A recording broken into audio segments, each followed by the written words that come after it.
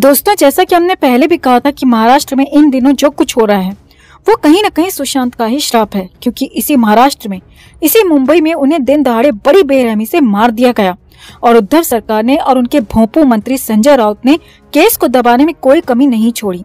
और इसीलिए आज तक सुशांत के जाने के 2 साल बाद भी सीबीआई चुप है, न्याय नहीं कर रही। मगर लगता है कि अब वो ऊपर वाला एक एक कर सुशांत के दोषियों और पापियों का हिसाब कर रहा है। पहले उद्धव ठाकरे की कुर्सी गई और अब सुशांत के लिए और उनके परिवार के लिए गलत बोलने वाले संजय राउत के भी जेल जाने के दिन करीब आ चुके हैं। इसे ऊपर वाले का न्याय नहीं कहेंगे तो और क्या कहेंगे दोस्तों। तो महाराष्ट्र में बवाल थमने का नाम नहीं ले रहा।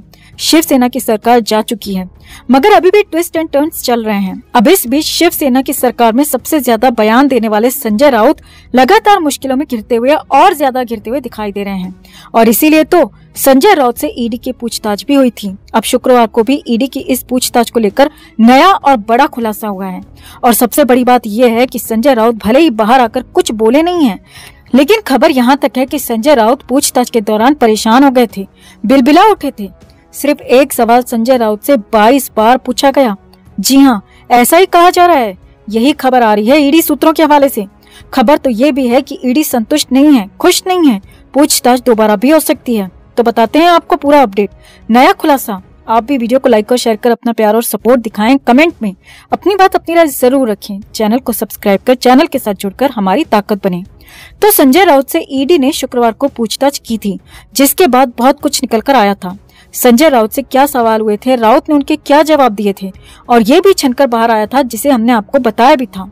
और संजय राउत ने खुद कहा था कि अगर जरूरत हुई तो उन्हें दोबारा बुलाया गया तो वो फिर से दोबारा भी जाएंगे, पूछताछ में ईडी को पूरा सहयोग करेंगे, कोऑपरेट करेंगे। अब इस बीच कंडीशन ये हो गई है दोस्तों कि संजय राउत को दोबारा बुलाया जा सकता है। जी हाँ, हालात ऐसे ही दिख रहे हैं क्योंकि ईडी संतुष्ट नहीं है, खुश नहीं है।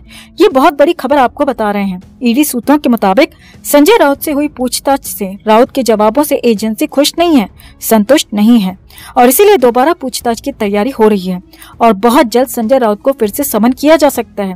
इसकी जो वजह निकल कर आ रही है वो संजय राउत से हुए सवाल और जवाब हैं और खास तौर पर वो एक सवाल जिसका जवाब संजय राउत ठीक से नहीं दे पाए, बार बार अटके और इसीलिए वही सवाल सबसे बड़ी चुनौती बन गया। जी हाँ, ईडी सूत्रों के हवाले से बड़ी खबर आ रही है कि शुक्रवार को ये पूछताछ में संजय राउत से ये एक सवाल सिर्फ एक बार या फिर 2 बार नहीं बल्कि 22 बार पूछा गया। हालांकि बाकी कुछ और सवाल भी 2 या फिर 3 बार जरूर पूछे गए, मगर इस एक सवाल जो कि सबसे बड़ा सवाल था, सबसे अहम था, उसे 22 बार पूछा गया। ईडी सूत्रों के हवाले से ये खबर आ रही है। आगे देखिए, संजय राउत से करीब दोपहर 12 बजे पूछताछ शुरू हुई थी और शुरुआत में संजय राउत से सामान्य जनरल सवालों के बाद पूछा गया कि आपकी पत्नी के नाम पर जो प्रॉपर्टी है आपने वो कैसे खरीदी और उसके लिए आपके पास, आपकी पत्नी के पास सोर्स ऑफ इनकम क्या है। जी हाँ, यही वो सवाल था जिस पर संजय राउत फंस गए थे और यही वो सवाल बताया जा रहा है जिसे एक बार नहीं, 2 बार नहीं बल्कि 22 बार पूछा गया। सही सुन रहे हैं आप, सिर्फ एक सवाल 22 बार संजय राउत से पूछा गया। वो इसीलिए क्योंकि संजय राउत इस सवाल का जवाब ठीक से नहीं दे पा रहे थे। संजय राउत हर बार फंस रहे थे और कुछ बार तो उन्होंने कुछ अलग ही बोला था। ऐसी भी खबरें आ रही हैं, ऐसे भी सवाल सामने आ रहे हैं। अब जब पूछताछ हुई तो अब भी संजय राउत से यही सवाल पूछा गया कि सोर्स ऑफ इनकम क्या है और जब पहले राउंड की पूछताछ खत्म होने वाली थी तो तब भी यही पूछा गया। संजय राउत से पूछताछ के हर राउंड में ये सवाल पूछा गया, हर बार पूछा गया, बार बार पूछा गया और ईडी सूत्रों के मुताबिक 22 बार ये सवाल पूछा गया। हालांकि ईडी ने सख्ती ज्यादा दिखाई नहीं और इसीलिए सवाल पर टिके रहने के बजाय, ग्रिल करने के बजाय इसे बार बार पूछा गया ताकि संजय राउत कुछ तो बोलें, कुछ तो निकालें, जिससे कि ईडी का काम आसान हो सके। लेकिन संजय राउत भी पक्के खिलाड़ी निकले, अपने जवाब पर अड़े रहे, लेकिन ईडी भी अड़ी रही, बार बार पूछती रही। अब ईडी सूत्रों के मुताबिक हालात ये थे कि संजय राउत बार बार एक ही सवाल पूछने से परेशान हो गए, बिलबिला उठे, नाराज तक हो गए, खड़े हो गए। हालांकि उन्हें फिर से बिठाया गया, शांत कराया गया, लेकिन ईडी ने अपना रास्ता छोड़ा नहीं और लगातार उसी लाइन पर, उसी सवाल पर अटके रहे, लगातार पूछताछ करते रहे और ये कहते रहे कि आप इस सवाल का सही जवाब दीजिए और आपसे ये सवाल दोबारा नहीं पूछा जाएगा। लेकिन संजय राउत भी अपनी बातों में अड़े रहे और ईडी भी अपने सवालों पर अड़ी रही। अब पक्की खबर तो ये भी है कि संजय राउत से हुई पूछताछ से ईडी की टीम खुश नहीं है, संतुष्ट नहीं है और इसीलिए अगले समन की तैयारी हो रही है। हालांकि जो पूछताछ अभी शुक्रवार को हुई थी, फिलहाल उसके डॉक्यूमेंटेशन का काम चल रहा है और जैसे ही अगले कुछ दिन में ये डॉक्यूमेंटेशन पूरा होगा तो संजय राउत को फिर से समन किया जाएगा, पूछताछ के लिए बुला लिया जाएगा और तब और ज्यादा सख्ती से पूछताछ हो सकती है, ज्यादा कड़ाई से पूछताछ हो सकती है। इसीलिए संजय राउत के लिए मुश्किलें आगे काम होने के बजाय कई गुना बढ़ती हुई दिख रही हैं। तो कुल मिलाकर संजय राउत फंस गए हैं, बुरे फंस गए हैं। और ईडी की तैयारी दिखा रही है कि संजय राउत महाराष्ट्र में दूसरे नवाब मलिक हो सकते हैं। नवाब मलिक जैसे हालात उनके भी हो सकते हैं। तो आपका इस पूरे अपडेट पर क्या कहना है दोस्तों? कमेंट में आप भी अपनी बात, अपनी राय जरूर रखें और वीडियो को लाइक और शेयर कर अपना प्यार और सपोर्ट भी जरूर दिखाएं। तो एनसीबी की नई चार्जशीट से हर तरफ अफरा तफरी मची हुई है, खासकर उन आरोपियों में जो कि सीधे तौर पर सुशांत के ड्रग केस में जुड़े हैं। एनसीबी ने अपनी चार्जशीट में रिया चक्रवर्ती, उसके भाई शौविक चक्रवर्ती और सिद्धार्थ पिठानी के अलावा अन्य लोगों के नाम भी शामिल किए हैं।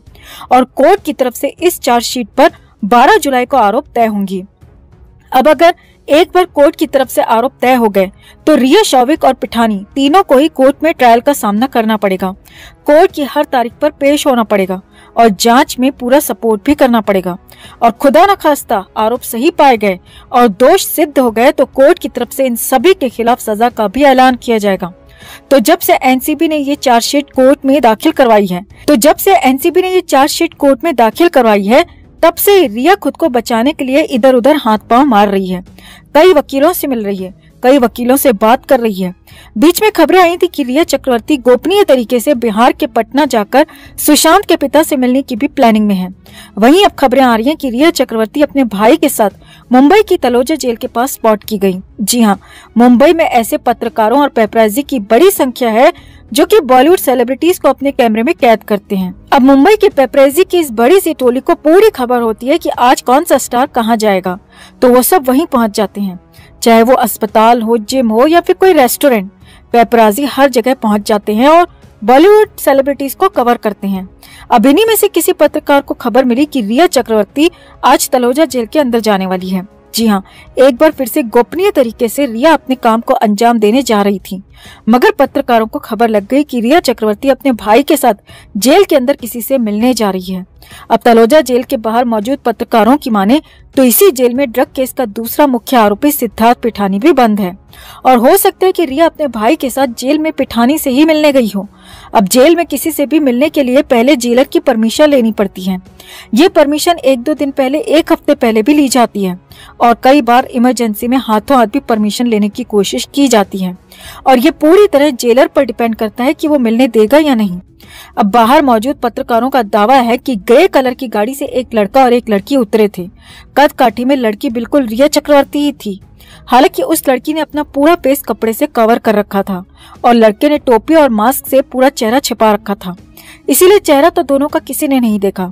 मगर पत्रकारों का दावा है कि वो गाड़ी रिया चक्रवर्ती की ही थी और गाड़ी से उतरने वाले दोनों रिया और शौविक ही थे। पत्रकारों ने बताया कि इसी जेल में सिद्धार्थ पिठानी बंद है, जो खुद 2 दिन पहले कोर्ट में अपनी जमानत अर्जी को लेकर पेश हुआ था, मगर जमानत नहीं मिली तो पिठानी को इसी जेल में लाकर वापस बंद कर दिया गया और रिया भी इस जेल में हो सकता है कि पापी पिठानी से ही मिलने आई हो।